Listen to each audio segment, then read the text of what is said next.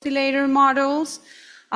This is thanks in big part to the theoretical results developed in the mathematics community by Nancy Koppel, Bart Ehrmantraut, Cohen, Golubitsky, etc.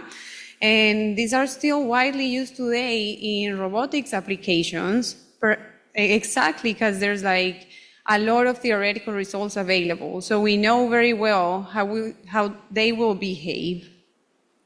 However, sometimes the trajectories or the solutions that you get from these models might be fine-tuned because they're not really attractors of the system and therefore not very robust.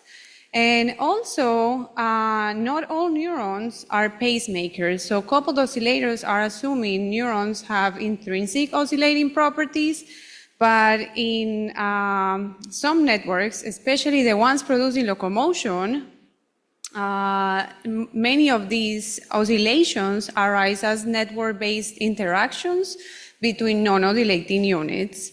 And so what I want to know, what I'm interested in studying is how do robust oscillations emerge from network interactions between neurons that cannot self-oscillate. And a great framework to study this is attractor networks. So what are attractor networks? It's nothing more than a system of coupled ODEs in which you're modeling the firing rate of some unit that we think of as neurons. And if you see here, right off the bat, what you have is a leak term. So this neuron, in absence of any input, is just gonna die out. So it cannot self-oscillate. And then you model the interactions between the nodes of this network via a connectivity matrix, and then you add some external input. And then this thing, you pass through an activation function, kind of inspired by how neurons do it. And this activation function can be any of these options, but I'm going to be focusing a lot more on the reload function. So this is really like a very cartoonish version of a neural network, of like a biological neural network, but it really allows you to focus on what the role of connectivity is here. And so what you end up is a recurrent dynamical network. So this thing is going to be dynamic, evolve in time, and it might perhaps settle into some attractors. And in theoretical neuroscience and computational neuroscience, these attractors are widely used as representations of some cognitive process.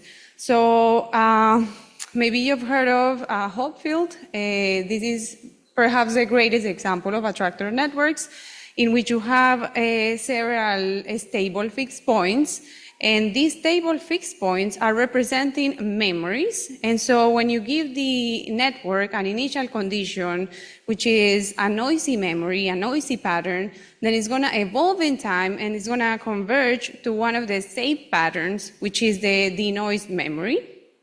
And so this is like the framework we're going to be thinking of.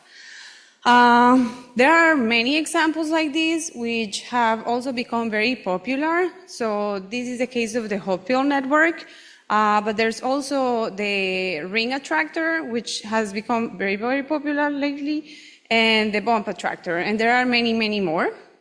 But importantly, the neurons in this case are always not pacemakers. And what you care about most is the role that W and the external input plays here. A great thing about this framework is that the patterns tend to be attractors of the network, and as so are robust. And there's also a lot of theoretical results available for these type of networks. And most of these theoretical results take the form of what connectivity matrix or what connectivity structure is going to give me what attractors. So there's plenty of work in this area, but a lot of it is on fixed points. So there's a lot of ways to get fixed points. But if you wanted to model something like locomotion or a dynamic process in this context, it would be more natural to have a dynamic attractor, right? And so That's where graph-based architectures can help us get these dynamic attractors. So I'm going to be talking about a very specific family of networks, which are combinatorial threshold linear networks. So what is this? So it's just an attractor network. A threshold linear network is just an attractor network whose activation function is threshold linear. So it's 0 before 0 and identity after 0. So piecewise linear, so really easy, very amenable for mathematical results. And in particular, by combinatorial, what we mean here is the connectivity matrix here is defined by a directed graph in the following way. So if you have an edge in you're given a graph, and if you have an edge in your graph, then the value of that interaction is going to be -1 plus a little bit. And if you don't have an edge between in the graph, then the value of the connection is going to be -1 minus a little bit. We're also going to assume that the input is constant. So we're like truly isolating the role of connectivity in this setting. And then we have some parameter restrictions. But what this is amounting to is to have a competitive network. So your W is going to be non-positive and it's going to foster competition. And we know that competition usually gives rise to oscillations in many areas of biology and economics and life. And so let's walk through a very illuminating example of how these networks can be really useful. Okay, so you start with a graph, right? That graph got given to you or something. And then by this prescription, you construct your connectivity matrix, and then you have an external input that is constant. This WB is defining you a dynamical system. This dynamical system might have some fixed points. Okay, you find them. And so in this specific example, we have 3 fixed points, 2 unstable fixed points, 1 stable fixed point. Okay, that's fine. But due to the nonlinearity to the nature of the nonlinearity that we chose over here, a lot of these entries are going to be 0. And under some non-degeneracy conditions on your matrix, you're going to be able to label each of your fixed points by their support, okay? So by the neurons that are on. And this information, because this labeling is unique, you can gather all of these in a single set. And what you did is you summarize the fixed points in terms of the supports. This set I'm going to be referring back to throughout the whole presentation, and is the main object of study here. So it's good to keep it in mind. Okay, why do we care so much about this set? So we have our graph. It gave a network. The network had fixed points. We labeled them by the supports and collected them here in this fixed point. Now, if we start simulating the network from different initial conditions, what we're going to end up seeing is that we either converge to this stable fixed point here at 4, or we here at 4, where 4 is on and the rest of the neurons are off, where 4 is on and the rest of the neurons are off, or to this limit cycle over here, where all the neurons are firing and taking turns. And those are the 2 attractors we find here. Well, it turns out that in this setting, for combinatorial threshold linear networks, and perhaps for threshold linear networks more generally, there's a heuristic that is telling you that minimal fixed points in this set correspond in a specific way that I'm not going to get into to attractors. And so here we have 4 corresponding to the stable fixed point 4. That shouldn't be too surprising because it's a stable fixed point. And then we have 1, 2, 3 corresponding to this limit cycle over here. And it's always the minimal fixed point. So I'm going to be focusing a lot on the minimal fixed points. Okay.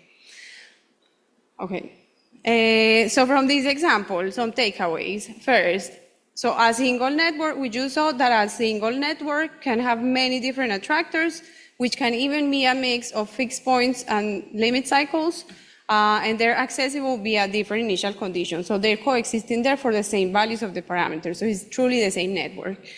And FP of G is, I didn't get into details of this, but FP of G is also giving you the initial conditions that you need to fall into the basin. And so while nonlinear systems have like really complicated bases of attraction, at least we know how to get into the correct basin with this object. And third, it kind of seems easy to have dynamic attractors, no? Like we just put a 3-cycle there and got a 3-cycle here.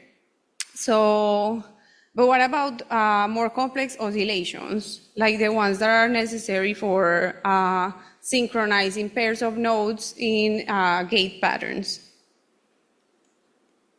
Well, for that, we have another theorem.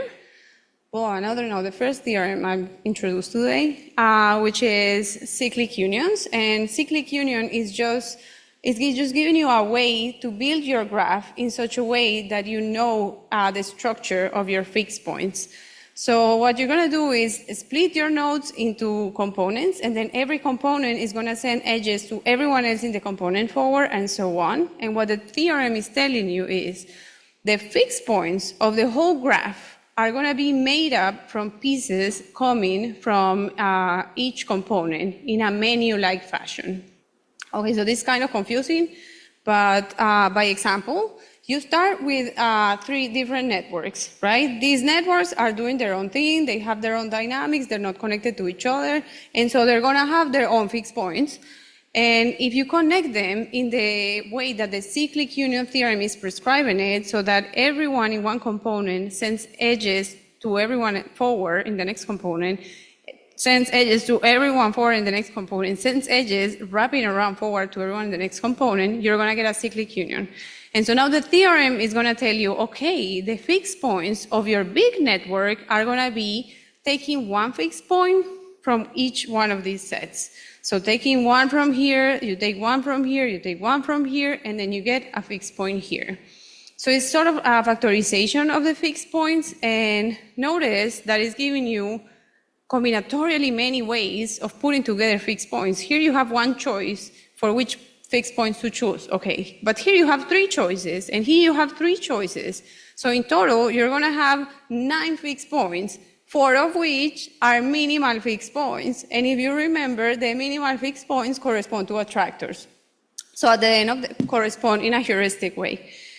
So at the end of the day, what you're getting is combinatorially many ways of organizing sequential attractors. And why do I say sequential? Because when we look at the dynamics, what we see is that we have all the attractors there that were predicted by the minimal fixed points, the ones in bold.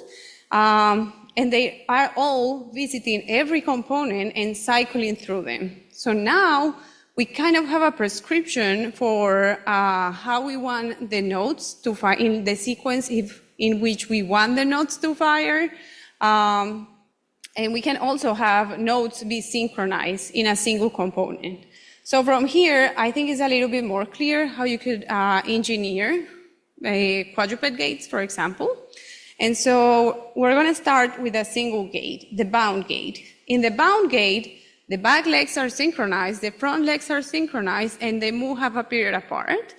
And so if you want back legs synchronized, you put them together in a single component. You want front legs synchronized, put them together in a single component, and then we add 2 extra nodes that are going to keep the timing right. So this was just some engineering problem that we solved using the cyclic union. And if you look at the fixed points, it's combinatorially a lot, but at least you have the ones that you expect to see firing in this pattern. And if you look at the dynamics, the attractor is there. And so you see here in the activations that front legs are synchronized, then back legs synchronized, and they take in turns to fire. Okay, so the cyclic union theorem, great, made this so much easier. And in the same way we did bound, we can do pace. In pace, left legs are synchronized, right legs are synchronized, half a period apart. And so you put left legs in a single component, right legs in a single component, and some auxiliary nodes to keep the timing right. Trot is the same, but with diagonal legs synchronized.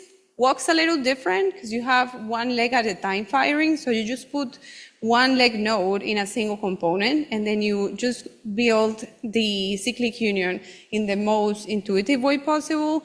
And then pronk is just all of them firing at the same time, so you put them all together in a single component. And when you look at the dynamics of each of these networks, you see all the patterns that you want to see there firing. And okay, so great, this was easy because we had the cyclic union theorem. But is it possible to put them all together into a single network and still observe these attractors?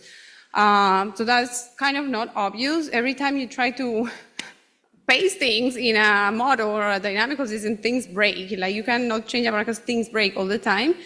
But we kind of think that the cyclic union is robust enough that maybe this will survive, and it does. And so what you end up is one single network in which you have pasted all of these patterns, all of these networks in some sort of topological way by identifying nodes. And then you get this huge network, it has 24 nodes. You get this 24 node network that has 5 different quadruped gate patterns, and they all involve the same leg nodes. And they're all accessible. You don't have to change any parameters. They're all accessible only via different initial conditions. So for example, here, if you initialize your network in node 13, then the network is going to go into the bound attractor. And that is the case for all the nodes that correspond uniquely to a gate. And because of that, because all the attractors are there, they're also really easy, and they're all there, and we know how to access them via initial conditions. It's also really easy to send pulses, external pulses, to the network in a way by stimulating a uniquely associated neuron to a gate and getting yourself into the basin of that gate and just activating that pattern. Okay, so this network, it has 5 different coexisting attractors, all engage the same 4-limb neurons in different patterns, which is a feat. Has all these attractors accessible without changing parameters. You only need to change initial conditions. It allows for easy transitions between the attractors by stimulating single neurons, and the attractors look nearly identical as when they were simulated on their own. So after this, we were obviously wondering, like, what made these attractors so robust that they don't interfere with each other when they're glued together? And the answer is that we don't know, but we do know that cyclic unions are more robust than we initially thought. And so if you remember the setting that we had before, we had a threshold linear network whose connectivity matrix is defined by a directed graph in this way. So here you have the freedom to choose 2 parameters. Okay, that's not a lot of freedom, but it made the proofs work and made the mathematical results easier to derive. And the cyclic union theorem holds there. Now we have realized that this theorem holds for a little, like a slightly bigger family of networks, which we call GCTLNs, by standing for generalized combinatorial threshold linear networks, in which now you have the freedom to choose 2 n parameters. So each neuron can have their own inhibition parameters. So this is definitely like an expansion on what was possible before. It's not much, but it's honest work. And the cyclic union theorem holds literally for it. In the interest of time, I'm not going to go through this slowly, but if you see here, it's literally the same. You just have added the parameters. And by looking at this, you might say, okay, if it's literally the same, like what changed? Why wasn't this done before? And it's because we were lacking several ingredients. So for a while, we had some factorization for some decomposition results at the level of fixed points for threshold linear networks that are not graph-based, but it wasn't possible to make the connection to the graph-based architectures for a while until very, very recently, Karina generalized introduced some graphical domination results for GCTLNs, which she's going to talk to you about on Wednesday. And so this was like the final graph-based tool that we needed to put all of this together. Okay, so what we gain? The attractor heuristic still seems to hold. So what you got out of this was a little bit more control on the firing rates. So here you didn't really have much flexibility on choosing how the firing rates amplitude compared to each other, but here you can like vary the parameters. So now, for example, purple and blue are at the same level of firing, and then yellow is bigger. So you got like more nuanced dynamics out of this, but still you get the same sequential activation. So look at the sequence is the same. So that makes sense because the graph didn't change, but the connectivity matrix, the exact details of the connectivity matrix did. Okay, awesome. To wrap up, so this 5-gate network was not a cyclic union, but it was like its component parts were a cyclic union. So we were wondering, are the attractors of this network, will they survive the generalization to GCTONs? And the answer is sometimes. So this is what I showed you before, the network and the CTLM prescription, which didn't left much room for these two parameters to vary. And okay, it works flawlessly, but it's also a very constrained paradigm. And with the new prescription, we see that sometimes, like for certain values of the parameters, we get all the patterns there and they work just as before, except that you have different firing rates for different legs, because you broke the symmetry, obviously. But sometimes the attractors are not there, so they just became like very fine-tuned. It makes sense because the attractors here are kind of fragile in a sense, but not that much because we have this here. And so that's it. Looking ahead, we would like to know how much can we generalize these fixed point decomposition results, because they're like super useful. They're really good at understanding how modular architectures work. Also, what is controlling the firing rates? Like what values of the parameters is really responsible? Like which value of the inhibition is really responsible for the firing rates? Are we going to see some bifurcations in these architectures? Because every time we try cyclic union, we get these nice sequential activations, but we have to like further explore that to see if this degenerates at some point. And finally, how do we glue the attractors like we did in the quadruped gates network? Imagine a world in which you have like attractors and you paste them together and it works. So we're trying to see if there's like some symmetry or something that allowed this construction to be possible. And yeah, so in conclusion, I think TONs are a very nice framework because they allow you to get a lot of like theoretical results from the piecewise linearity. And I think they have potential as artificial and biological models. And some of the work that I talked about is in these two papers, and some of it is in preparation. Thank you.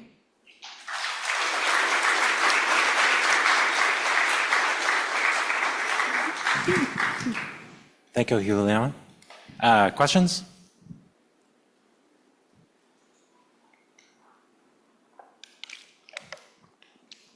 Thank you for a very nice talk. So I'm curious about the roles of the threshold linear activation function. So my question is, what's happen if you like use other kind of nonlinear activation functions like sigmoid? Do you have any idea if you can reproduce the dynamics if you use nonlinear activation function? I know that our group has tried sigmoids and other activation functions, and the results seem to hold, but we don't have like the exact theorems, because the theorems relied a lot on having this threshold linearity. So we don't have the theorems, but we have observed that it's like a good approximation like to the other ones, yeah. Okay, thank you. Thank you. Thank you for the very nice talk. Actually, the framework is very impressive and it's very simple and very powerful. My question is, do you know of any biological organisms or systems that actually rely on such principle or? I actually don't know. Yeah, but that's a great question. I do wonder about it, but do you have ideas? Yeah, and no. Ah. But I have another question. Sorry, I thought you were gonna follow up with that, sorry. Yeah, it seems like this way of gluing together networks is very fragile. Like if you lose a node, the whole system is gonna fall apart. Is there a way to like make the system more robust, like to a node or an edge missing or something? Yeah. Sorry, can you repeat the question? Like the whole system seems like it's the synchrony is gonna fall apart if you lose a node or an edge. Is there a way to make sure that the system will like retain its function even if you do some little damage or some little topological disturbance to the system? Yeah, we actually in this paper we observed that there are like some other architectures where you can where you can like not have some of the edges and some of the connectivity, and the patterns will still be there. They're a little more complicated to explain, but you can read a little bit about here. So it was a great talk. One quick question I had was, is this always just inhibitory interactions or can there be activations as well? So what I presented today is all inhibitory interactions, but if I'm not mistaken, Karina might talk about this framework being equivalent to excitatory inhibitory network, so you might want to see that talk maybe here. Yeah, so I think she's going to talk about that, so no spoilers.